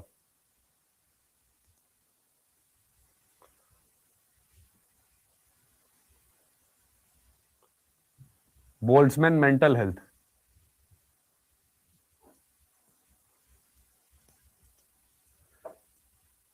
struggled with severe depression and mental health issues throughout life, possibly bipolar disorder. By intense criticism of his atomic theory, leading to his tragic suicide in 1906. परेशान हो गया था ये लोगों से। His profound contribution to statistical mechanics and entropy engraved on his tombstone. Statistical mechanics contrasts with his personal battles, highlighting a complex genius facing isolation and deteriorating mind, even as his scientific ideas were gaining acceptance. ज्यादा काम कर दिया society के लिए, society ही इसको, entropy में बड़ा अच्छा कंट्रीब्यूशन था इसका। एनीवेज, बेचारा पढ़ते पढ़ते पढ़ाते पढ़ाते लोगों को समझाते समझाते खुद ही डिप्रेशन में चली, समझे कि ना। हाँ, तो तुम हम बोल रहा है कि हम एंट्रोपी विजुअलाइज करवा दे बाबू, हम भी डिप्रेशन में चल जाएंगे फिर कुछ दिन बाद। ठीक है, तो कहने का मतलब क्या है कि एक्सपेंशन में क्या होता है, वॉल्यूम बढ़ता है और टेम्परेचर कम होता है। तो वॉल्यूम बढ़ने वाला फैक्टर डोमिनेट कर जाता है किसके ऊपर, टेम्परेचर घटने वाला फैक्टर के ऊपर। और यहां कंप्रेशन में क्या होता है, कंप्रेशन में क्या होता है, कंप्रेशन जब करोगे तो क्या वॉल्यूम घट रहा है पर तापमान बढ़ जाएगा उसका एनर्जी मिलने की वजह से। तो तापमान बढ़ने वाला जो फैक्टर है वो एंट्रोपी वाला फैक्टर डोमिनेट कर जाएगा किसमें, किसमें किसमें, वॉल्यूम पे। ठीक है, तो ये सब समझ में आ गया। और अगर आइसोलेटेड एडियाबैटिक या आइसोथर्मल फ्री एक्सपेंशन लिखा है, अगर आइसोलेटेड एडियाबैटिक इस तरह का फ्री एक्सपेंशन वर्ड लिखा हुआ है, आइसोथर्मल वगैरह, तो उस केस में हमेशा याद रखना कि डेल्टा यू भी 0 होगा, डेल्टा क्यू भी 0 होगा और डब्ल्यू भी 0 होगा। तीनों, चाहे वो बोले isolated free expansion, adiabatic free expansion या आइसोथर्मल फ्री एक्सपेंशन। अच्छा, फ्री एक्सपेंशन वर्ड आते ही क्या हो जाएगा, डब्ल्यू 0 हो गया। अब अगर आइसोथर्मल है तो टेम्परेचर 0 है, टेम्परेचर चेंज 0 है, यानी डेल्टा यू भी 0 डब्ल्यू भी 0, तो क्यू 0 हो गया। अब आइसोलेटेड बोला तो क्यू 0 है, डेल्टा डब्ल्यू 0 है, डेल्टा यू 0 है। तो हर तरीके से तीनों 0 हो जा रहा है, लेकिन डेल्टा एस 0 नहीं होगा। क्यों? क्योंकि इरिवर्सिबल प्रोसेस है, डेल्टा एस 0 नहीं होगा। क्या है, साइमल्टेनियस एडियाबैटिक एंड आइसोथर्मल। अरे तो बोल तो दिए यार, वो तुम्हारा वो isolated system, isolated free expansion हो तो गया, एडियाबैटिक भी है और आइसोथर्मल भी है। हाँ, लेकिन एक बात जान लेना, जो आइसोलेटेड फ्री एक्सपेंशन होता है, हाँ ठीक, तो ऐसे कोई दिक्कत तो नहीं है, मतलब अल्टीमेटली वो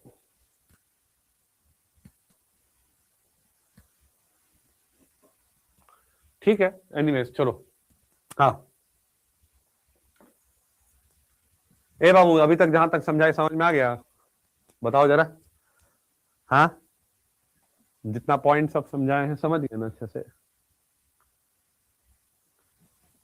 ठीक है, I like it, I like it, I like it. चलो आगे बढ़ते हैं यार। अब बहुत जबरदस्त चीज बताएंगे अभी तुमको हम, बहुत जबरदस्त चीज, एकदम दिल आ जाएगा। देख भाई, मेरे को तुम बताना है, सवाल पूछ रहा हूं मैं। जैसे मान ले ये एक चेंबर है,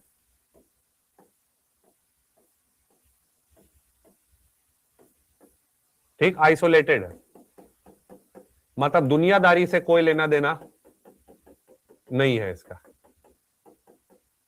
और यहां एक वेल्व लगा हुआ है, प्रेशर P है, वॉल्यूम V है, टेम्परेचर T है।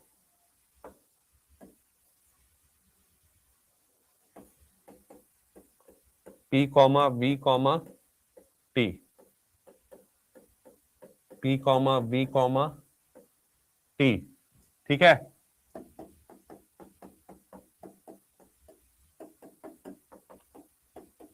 यहां पे गैस तुम्हारा है, मान लेते हैं, कौन सा गैस ले ले, H2 ले लेते हैं, और यहां पे भी ले लेते हैं H2, N2 भी ले सकते तो कोई फर्क नहीं पड़ता यार। तो ये वेल्व लगा हुआ है, वेल्व। मेरा सवाल ये है कि वेल्व खोलेंगे अगर, तो गैस इधर से उधर जाएगा, गैस इधर से उधर जाएगा, तो डेल्टा एस मिक्स जो है, डेल्टा एस मिक्स, तो जैसे ये चेंबर 1 ले ले, ये चेंबर 1 ले लेते हैं 1, और ये ले लेते हैं चेंबर 2। मेरा सवाल ये है कि delta S mix, delta S mix कैसे कैलकुलेट करोगे, और दूसरा कि क्या ये इसका वैल्यू क्या होगा, 0 से ज्यादा होगा, और इसको कैलकुलेट कम कैसे करेंगे? कोई कुछ अटेम्प्ट करना चाहेगा लॉजिक के साथ? कोई है? माइक बहुत लोग का ऑन है यार, बहुत लोग का माइक वगैरह ऑन है, तुम लोग चाहो तो रिक्वेस्ट कर सकते हो, तो मैं कर दिया हूं। हाँ, ऑन कर दिया बहुत लोग का, इनवाइट मोर। चलो लो, मैं कर दे रहा हूं, बहुत लोग को ऑन कर दे रहा हूं मैं। किसको कर दूं नाम? गीत, जो जो यस यस को कर दे रहा हूं, जो जवाब देता है, विराज। हाँ, और किसको? अथर्व, अथर्व तो यहाँ सभी अथर्व ही है वैसे तो ज्यादातर।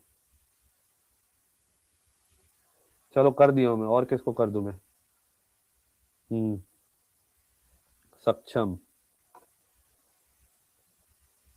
हाँ चलो, चलो बाबू ऑन कर दिया, अर्पित को कर देते हैं, पार्थ को, पार्थ को कर दिया, और रक्षित यादव, सार्थक, गौतमी।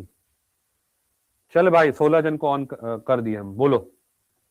बढ़ेगा क्योंकि स्टेट इज अ रैंडमनेस, बढ़ेगा। Oh my God, sir mic unmute नहीं कर दिए साकेत, हम बहुत लोग का कर दिया। बोलो, माइक ऑन कर दिए, बोलो अब तुम लोग। Select students you want to bring on stage. हो गया, 16 लोग को कर दिए। बताओ एंट्रोपी ऑफ मिक्सिंग क्या आएगा? 0 ग्रेटर देन बढ़ेगा। Positive as molecule starts moving. Oh my god, yes Raj Jitendra Chaudhary. अच्छा, और कोई कुछ ट्राई करना चाहेगा? चलो बाबू, ट्राई करो, ट्राई करो, ट्राई करो, कोई और आए। ए साकेत, तुम कौन सा बैच में?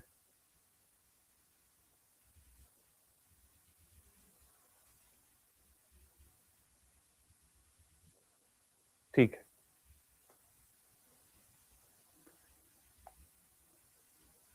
सॉरी क्या बोल रहा है?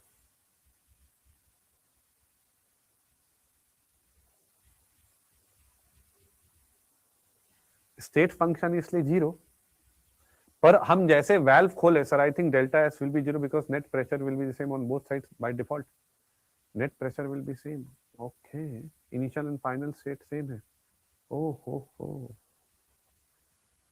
देखो, तो डेल्टा एस क्या होता है, डेल्टा एस वन क्या होगा, जैसे इस गैस के लिए निकालना जो यहां पे है, तो N CVM L N T two by T one plus N R L N V two by V one, तो टेम्परेचर तो सेम है, तो N R L N V two by V one, मान लेते दोनों तरफ एक एक मोल है, नंबर ऑफ मोल्स वन मान लेते हैं ना, तो आर एल एन टू हो गया, और डेल्टा एस टू भी क्या हो गया, आर एल एन टू हो गया। इस गैस का भी वॉल्यूम डबल हो गया और इस गैस का भी वॉल्यूम डबल हो गया, तो क्या ये नहीं होना चाहिए, क्या ये नहीं होना चाहिए, दोनों गैस का इंडिविजुअली वॉल्यूम डबल हो गया, तो क्या ये नहीं होना चाहिए। का लिख रहा है इंटरनल प्रोसेस, का लिख रहा है इंटरनल प्रोसेस, ये सब का होता है, हमको तो पता भी नहीं इंटरनल प्रोसेस का होता है। हाँ, तो डेल्टा एस मिक्स क्या होगा, डेल्टा एस मिक्स देखो बाबू ये नहीं होगा, है ना, ये जीरो होगा। ये क्यों जीरो होगा, क्योंकि कोई प्रोसेस नहीं हुआ है। कोई प्रोसेस क्यों नहीं हुआ, कि जब तुम वाल्व खोले, तो वाल्व खोलने के बाद क्या हुआ कि प्रेशर में चेंज आया क्या, नहीं, मतलब प्रेशर में चेंज नहीं आया, मतलब किसी भी ऑब्जर्वेबल प्रॉपर्टी में चेंज नहीं आया। अब क्योंकि किसी भी ऑब्जर्वेबल प्रॉपर्टी में चेंज नहीं आया, सो देयरफॉर कोई प्रोसेस हुआ ही नहीं, और कोई प्रोसेस हुआ ही नहीं है, सो देयरफॉर एंट्रोपी में कोई चेंज नहीं आएगा, ठीक है ना। So therefore entropy of mixing यहाँ पे क्या होता है, जीरो होता है। अब मैं एक छोटा सा चेंज कर देता हूं, अब यहाँ पे मैं कर दिया क्या, इस चेंबर में He है, नंबर ऑफ मोल्स 1, और इस चेंबर में इस चेंबर में H2 है, और इस चेंबर में He है। सेम वही पीवीटी, सेम वही पीवीटी। अब बताओ क्या एंट्रोपी ऑफ मिक्सिंग जीरो होगा कि नॉन जीरो होगा, बताओ। क्या किए हम, एक तरफ H2 गैस है, एक तरफ H2 गैस है, और एक तरफ He गैस है, और पार्टीशन खोल दिए, है ना। तो एंट्रोपी ऑफ मिक्सिंग क्या आएगा, ये बताना आपको।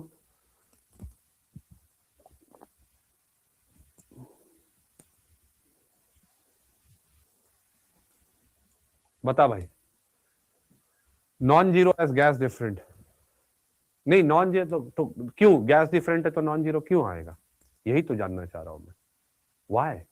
वाई दिस कोलावेरिटी। चलो ठीक है, चलो ठीक है, इस बार delta S fix greater than zero मान लेता हूं मैं, है ना। ये बताओ क्यों होगा, why, anyone, greater than zero, मैं बता दे रहा हूं ग्रेटर देन जीरो, लेकिन क्यों होगा भाई, तुम वाल्व जब खोलोगे तो क्या प्रेशर किसी कंटेनर में चेंज करेगा, हाँ, क्या प्रेशर चेंज करेगा, नहीं, क्या वॉल्यूम चेंज करेगा, नहीं, क्या टेम्परेचर चेंज करेगा, नहीं। वाल्व खोलने के बाद ना प्रेशर चेंज हुआ, ना वॉल्यूम चेंज हुआ, ना टेम्परेचर चेंज हुआ। अरे भाई, फिर रेट्स ऑफ डिफ्यूजन अलग हो सकता है, पर अल्टीमेटली जब इक्विलिब्रियम अटेन हो जाएगा तो उस समय प्रेशर दोनों तरफ सेम होगा ना।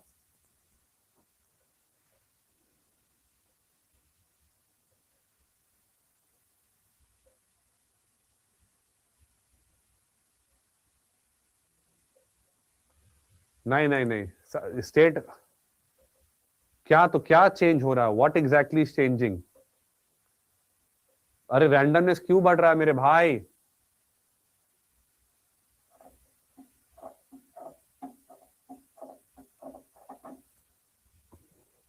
सबसे पहले तो देखो कि is there any thermodynamic parameter which is changing. तो इस केस में थर्मोडायनेमिक पैरामीटर है जो चेंज कर रहा है, वो क्या है, पार्शियल प्रेशर चेंज कर रहा है। It is the partial pressure of the gas which is changing. पिछले वाले केस में पार्शियल प्रेशर चेंज नहीं हो रहा था, इस वाले केस में पार्शियल प्रेशर इंडिविजुअल गैस का चेंज हो रहा है। अब समझो उसका मतलब क्या है, उसका मतलब समझो पहले, अब लिखना बंद करो, अब समझो यहाँ पे कि क्या होता है कि पिछले केस में जो था दोनों गैस सेम था, तो जब तुम वाल्व खोले तो इंटरमिक्स हुआ, तो पर इंटरमिक्स होने के बाद भी प्रेशर चेंज नहीं हुआ, तो उस केस में क्या था, तुम उन दोनों गैसेस को इंडिपेंडेंटली ट्रीट नहीं कर सकते थे। you cannot treat the gases independently, but since the gases are different, तो इस केस में हमको क्या करना पड़ेगा, इस केस में हम लोग दोनों गैसेस को इंडिपेंडेंटली ट्रीट करना पड़ेगा, इंडिपेंडेंटली ट्रीट करना पड़ेगा, यही सबसे मेन इंपॉर्टेंट पॉइंट है। सो देयरफॉर डेल्टा एस जो He के लिए आएगा, अगर मैं दोनों को VV मान लूं तो it will be simply Ln2, और जो फिर डेल्टा एस H2 के लिए मान लूं, अगर दोनों वॉल्यूम को मैं VV मान लूं तो again it will be Ln2। समझे कि नहीं समझे? सो जब गैसेस डिफरेंट होते हैं तो वी हैव टू ट्रीट, क्योंकि आइडेंटिटी अलग है तो पार्शियल प्रेशर अलग होगा। So different identity also contributes to randomness. जैसे मान लो एक क्लास में 5 लोग हैं, ठीक है ना, और एक और क्लास है उसमें भी 5 लोग हैं, ये पांचों दिखने करने में सब सेम है और ये पांचों दिखने करने में सब अलग है, तो क्या होगा, रैंडमनेस यहां ज्यादा होगा, उनका आइडेंटिटी अलग है। So therefore different identity will also contribute to degree of randomness. So when the identity of gases on the two chamber is different, so therefore we will treat उसको दोनों को इंडिपेंडेंटली, तो ये फॉर्मूला से फिर आ जाएगा, ठीक है। अब उसमें एक कंडीशन भी आता है, वो कंडीशन क्या होता है कि जो चेंज इन एंट्रोपी आएगा मिक्सिंग के समय, वो मैक्सिमम कब होगा, तो मैक्सिमम तब होता है जब दोनों तरफ इक्वल नंबर ऑफ मोल्स हो दोनों चेंबर में। तो ये डिफरेंशिएट करके ये आ जाता है, ये सॉल्व करके कि डेल्टा S1 और डेल्टा S2 लेके डेल्टा S टोटल को x के रेस्पेक्ट में डिफरेंशिएट करके x इक्वल टू 1/2 आ जाता है। तो एक का मोल x ले लो, एक का 1 - x ले लो, तो वैसे करके ये सॉल्व करके आ जाता है। जो तुम लोग निकाले होगे तो डेल्टा S मिक्स का फॉर्मूला तुम लोग ये लिखे होंगे कि delta S mix equal to -r समेशन n lx ln xi, तो मतलब मोल फ्रैक्शन के टर्म्स में, ठीक है ना।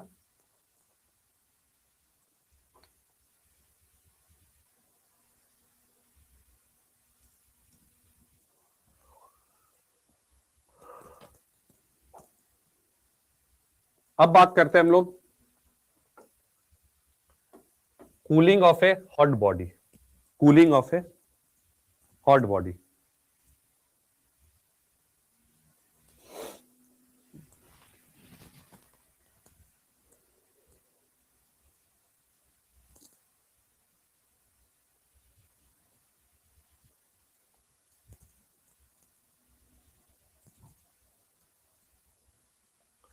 देखो cooling of a hot body,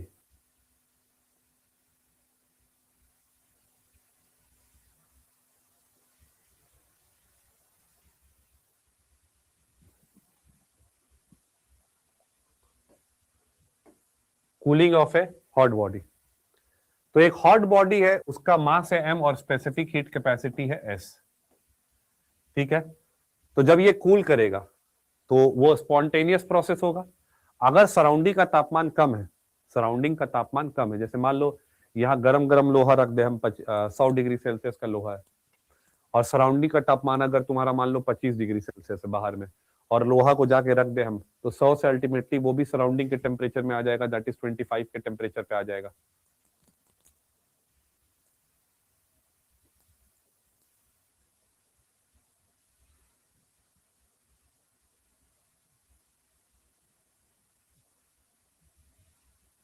ठीक है,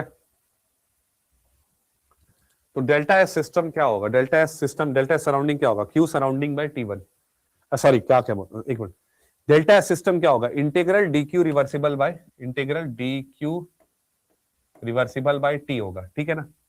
और डी क्यू क्या होगा, डी क्यू हो जाएगा M S D T, small amount of heat will be M S into D T, और कहां से कहां टेम्परेचर जा रहा है, T2 से T1, जो सराउंडिंग का टेम्परेचर है वही अटेन करेगा वो। तो डेल्टा एस सिस्टम क्या हो जाएगा, M S L N T1/T2 हो गया, ये हो गया सिस्टम का। और ऑब्वियसली सिस्टम का एंट्रोपी, उस ब्लॉक का एंट्रोपी क्या हो रहा है, कम हो रहा है, क्योंकि उसका तापमान घट रहा है, सराउंडिंग एंट्रोपी बढ़ेगा।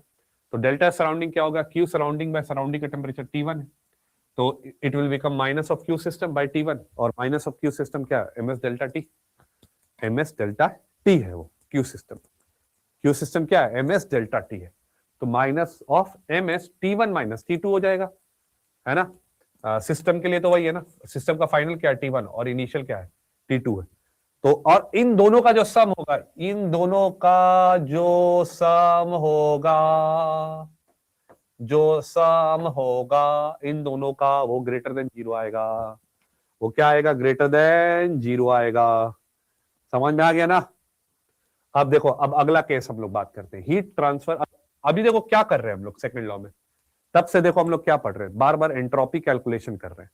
अलग अलग तरह का प्रोसेस है और सब प्रोसेस में क्या कर रहे हैं? एंट्रोपी का चेंज कैलकुलेट कर रहे हैं।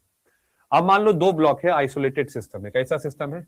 आइसोलेटेड, यानी दुनियादारी से कोई लेना देना नहीं है।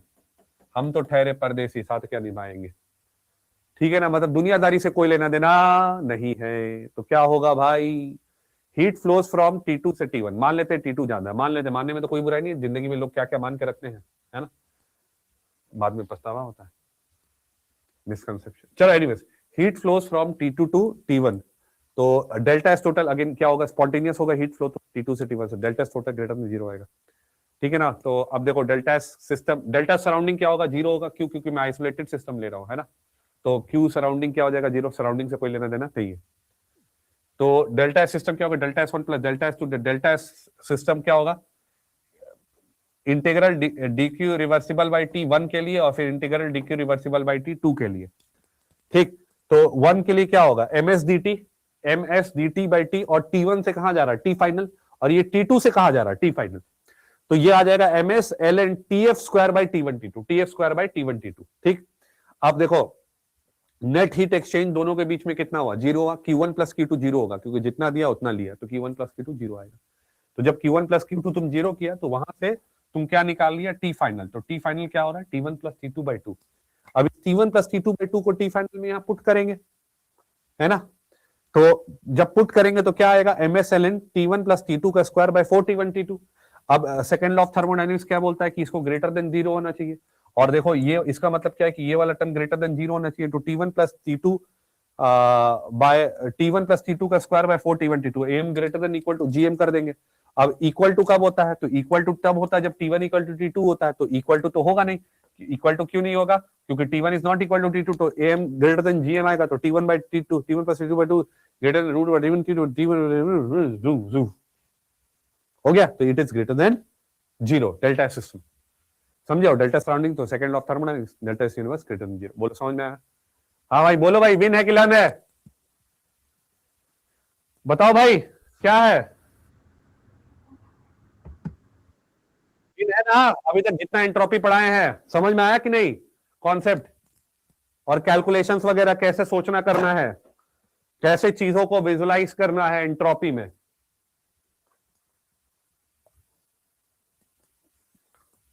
बोलो भाई। हाँ विन है, विन है, विन। कोशिश कर रहे हैं सर। कहां पे, कौन सा सेंटर में है यशराज तुम? कौन सा बैच में यशराज? ऐसे ही जानने के लिए पूछ रहे हैं, तुम चिंता क्या कर रहा, डांटे उठेंगे थोड़ी। अच्छा अच्छा अच्छा सर, ये आप भेजोगे? अब हम बोलेंगे ना कि हाँ भेज देंगे थ्योरी, तो लोग मानेगा भी नहीं, क्योंकि क्लास 2 बार से बोल रहे हैं कि हम भेज देंगे। नहीं भेज देंगे, भेज देंगे बाबू, ऐसा नहीं है। रख के क्या करेंगे हम, बताओ ना। आज देखो तुमको शीट वगैरह सब भेज दिए ना, ये भी भेज ही देंगे, है कि नहीं। एक्चुअली क्या ये वाला नोट्स इसलिए नहीं भेजे ना, ये वाला नोट्स है वो कोहिनूर वाला नोट्स है। कोहिनूर वाले नोट्स में बहुत सारा एक्स्ट्रा एक्स्ट्रा बहुत सारा चीज लिखा रहता है, फिर वो सब देखो के बैठोगे परेशान हो जाओगे। इसलिए थोड़ा सा उसमें से एक दो चीज खाली थोड़ा सा रिमूव कर देंगे, फिर भेज देंगे।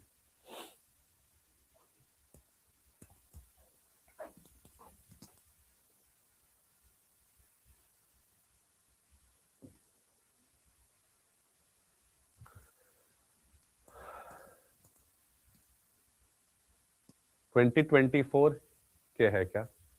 हाँ मतलब नया वाला तो और भी डिफरेंट है, ये वाला इस साल वाला है। मतलब इस साल इन लोग जो दे रहा ना एडवांस, उसका है ये वाला नोट्स, उन लोग को पढ़ाए थे। तो अभी नया वाला तो जेनांश और आयाम वाला है, उन लोग को जो पढ़ाया उसमें तो इससे भी बहुत ज्यादा है, जो इसमें है इससे भी काफी ज्यादा है उसमें तो। बहुत सारा प्रिंट आउट दिया हुआ उन लोग को, अलग अलग बुक का, मतलब फॉरेन ऑथर्स बुक का प्रिंट आउट देते रहते हैं।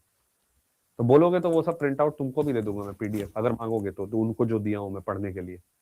तो उसमें थर्मोडायनेमिक, क्योंकि जैसे आइडियल गैस के बाद रियल गैस का कैलकुलेशन के लिए ना थर्मोडायनेमिक इक्वेशन ऑफ स्टेट का यूज करते हैं।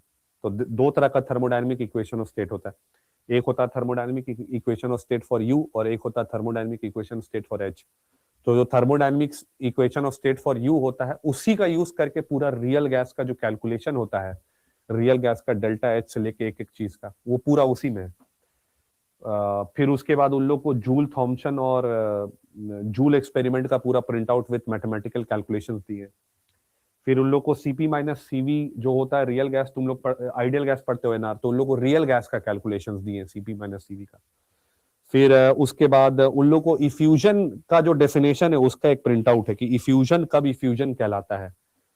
जो पिन जो होल होता है ना, होल, अगर होल का डायमीटर जो है होल का मीन फ्री पाथ से कम होता है तब वो इफ्यूजन कहलाता है, वरना वो इफ्यूजन नहीं कहलाता है। और उसमें फिर क्या होता है, दो कंडीशन होता है कि अगर होल का डायमीटर ज्यादा हो गया मीन फ्री पाथ से तो फिर उस केस में दोनों तरफ का प्रेशर बराबर होता है, और अगर होल का डायमीटर कम हो गया मीन फ्री पाथ से बहुत, तो उस केस में मॉलिक्यूलर फ्लक्स दोनों तरफ बराबर होता है। तो उस तरह का चीजें हैं कुछ कुछ। हाँ, तो ये वाला समझ गए। अब आगे आते हैं हम लोग। दे देंगे, हम भेज देंगे बाबू, हम तुमको, यस सर भेज दो, हम भेज देंगे, हमको कोई दिक्कत नहीं है, लेकिन उस सब में टाइम वेस्ट हो सकता है। इसलिए अगर आपको लगता है कि आप थोड़ा सा उतना है कैपेबल कि उसको देख के थोड़ा समझ जाए, कर जाए, और आपका टाइम बर्बाद ना हो, क्योंकि रियल गैस जब कैलकुलेट करेंगे तो वहां thermodynamic equation of state use करेंगे। मैं अगले क्लास में रियल गैस करवा दूंगा, रियल गैस का पूरा कैलकुलेशन वगैरह। तो फिर उसमें यू यूज होता है, उसका फिर वो कैलकुलेशन है, तो मैं भेज दूंगा, लेकिन थोड़ा संभल के, है ना, मतलब उसमें ऐसा ना हो कि आपका समय बर्बाद हो जाए और समझ में भी ठीक से ना आए, तो वो आपके ऊपर है। अब देखो, entropy change during phase transition, entropy change during phase transition. अब देखो, फेज ट्रांजिशन जब मैं बात करता हूं तो एक बहुत अच्छा सा चीज तुमको बताता हूं, हमेशा कैसे विजुलाइज करना फेज ट्रांजिशन को। देखो, फेज ट्रांजिशन जो होता है वो दो तरीके से होता है। जैसे मान लो, तुम समझो, एक गौर से समझना है ना, मेरा बात एकदम गौर से समझना बाबू। देखो, फेज ट्रांजिशन जो है दो तरीके से होता है। मैं दिख रहा हूं ना सबको, दिख रहा है ना सबको? हाँ, डार्क लग रहा है क्या? कैमरा में लाइट नहीं आ रहा है क्या? ठीक से नहीं दिख रहा है? दिख रहा है क्या? ठीक से दिख रहा हूं ना मैं? नहीं सर, डार्क है। ओ, सही है, सही है, सही। स्मार्ट दिख रहा हूं कि नहीं?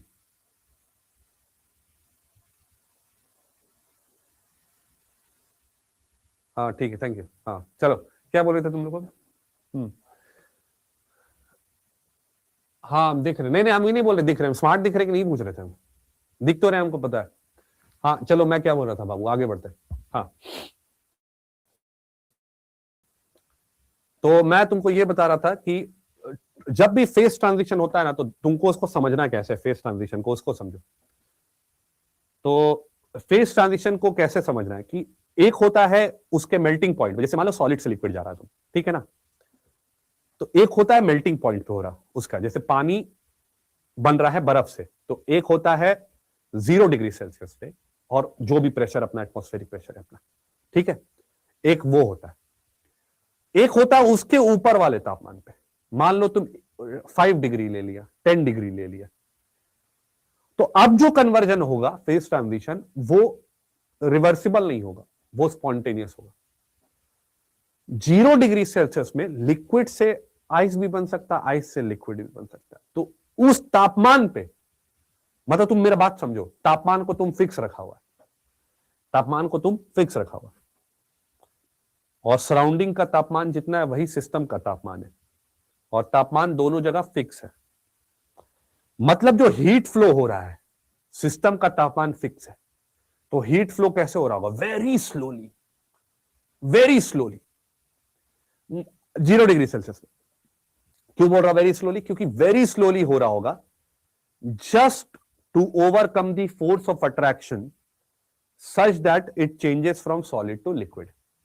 ऑब्वियसली काइनेटिक एनर्जी में चेंज नहीं आ रहा है, क्योंकि काइनेटिक एनर्जी में चेंज आएगा तो टेम्परेचर बढ़ जाएगा, और हीट अगर तुम तेजी से पास करोगे तो टेम्परेचर सिस्टम का बढ़ेगा, किसी ना किसी पार्ट का बढ़ जाएगा अगर हीट तेजी से पास करोगे तो हीट को बहुत स्लोली पास किया गया, मतलब इतना स्लोली कि दैट इज बेसिकली रिवर्सिबली, मतलब किसी मोमेंट ऑफ टाइम पे तुम उसको रिवर्स भी कर सकते हो बाय स्मॉल चेंज, कि भैया हीट सॉलिड से लिक्विड के बजाय लिक्विड अब छोड़ने लगा धीरे धीरे और वापस से सॉलिड में आने लगा।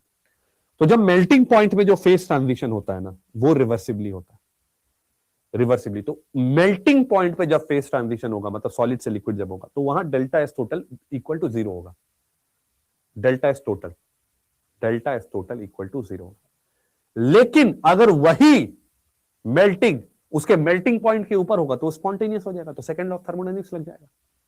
सो देयरफॉर वहां पे डेल्टा एस टोटल जो होगा वो ग्रेटर देन 0 हो जाएगा। समझ में आया कि नहीं आया? बोल भाई, बताओ समझे कि ना समझे?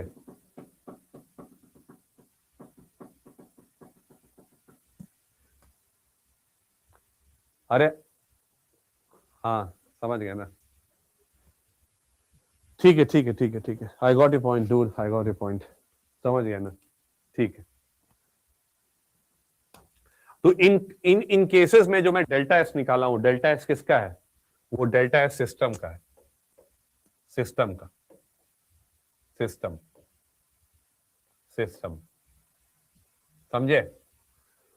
तो डेल्टा एस सिस्टम का, डेल्टा एस सराउंडिंग क्या होगा? जस्ट इसी का उल्टा हो जाएगा, नेगेटिव साइन के साथ। समझ में आया कि नहीं? हाँ, तो क्योंकि ये उसके मेल्टिंग पॉइंट पे हो रहा है, और डेल्टा एस कैसे निकालोगे? Integral D Q reversible by T, T constant है बाहर हो जाएगा, क्यू रिवर्सिबल बाई टी बचेगा। अब अगर कांस्टेंट प्रेशर पे हो रहा था तो क्यूपी तुम्हारा डेल्टा एच होता है, तो delta H fusion by TM हो जाएगा। अगर कांस्टेंट वॉल्यूम में हो रहा था तो delta you fusion by T हो जाएगा। क्लियर? और डेल्टा एस सराउंडिंग जैसे इसका नेगेटिव होगा, सेकंड लॉ ऑफ थर्मोडायनेमिक्स, तेरे नाम से शुरू तेरे नाम पे खत्म।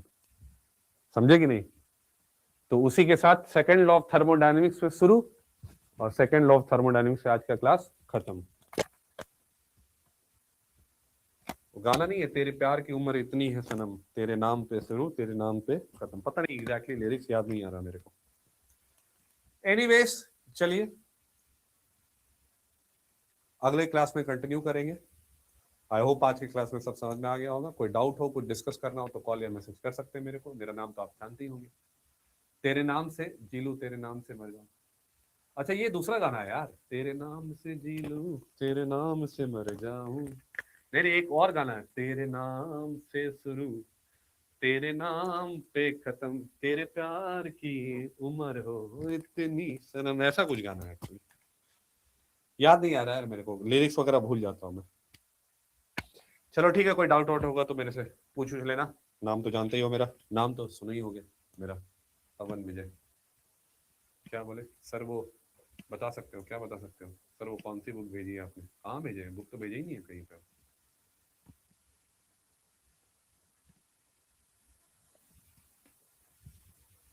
फोटो? अरे वो बुक का नाम छोड़ो ना यार, वो बुक का तुम क्यों परेशान हो रहा है? बुक का फिर बुक खोल के देखेगा, स्टैटिस्टिकल मैकेनिक्स का, वो स्टैटिस्टिकल है, उसमें कैलकुलेशंस एंट्रोपी वगैरह का, वो मेरे पढ़ने के लिए, हम पढ़ते रहते हैं ये सब बुक को। मेरे को बुक रीडिंग का बहुत शौक है। क्या ना अपना मेरे को ना, वो एक्चुअली क्या है ना, मैं बहुत बुक पढ़ता हूँ। मेरे को इंडिया का नंबर 1 बनना है एकदम केमिस्ट्री फैकल्टी, समझे कि नहीं?